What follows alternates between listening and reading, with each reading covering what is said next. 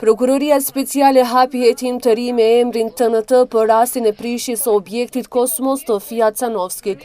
Të dyshuar për këtë rast janë 4 persona, ndërsa të njëjtit për kryerjen e veprës janë inkurajuar nga tashmë të falurit, ish kryeministri Nikola Gruevski, ish ministri i transportit Mile Janakievski dhe kreu i komunës së Gazibabës Toni Trejkovski.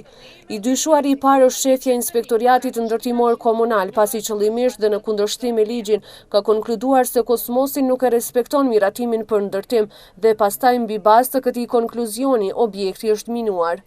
Соуривање на стамбено деловен комплекс кој што бил во фаза на изградба.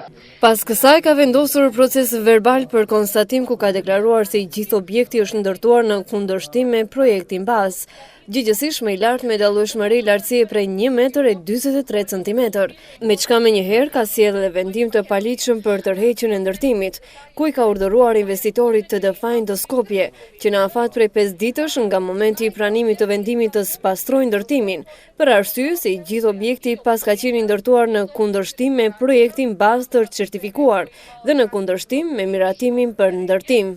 Sipas prokurores Fetaj, në mënyrë të paligjshme është zgjedhur edhe kompania që ka minuar Kosmosin.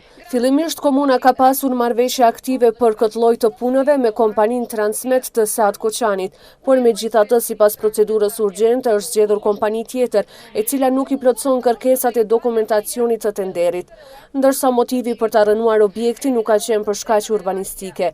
Si dëshmi nga Prokuroria Speciale Publike i publikuan SMS porosit mes pronarit të kompanisë që ka realizuar rënimin dhe ish ministrit Janakievski.